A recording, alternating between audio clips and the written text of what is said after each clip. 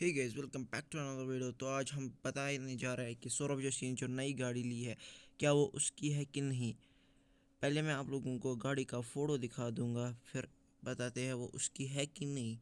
जी हाँ, ये गाड़ी सौरभ जोशी की है क्योंकि मैंने उसका नंबर प्लेट सर्च किया तो वहाँ पर उसका नाम लिखा है। तो आप देख सकते हैं कि ये उसी के UK04AJ7870 सौरभ जोशी व्लॉग्स।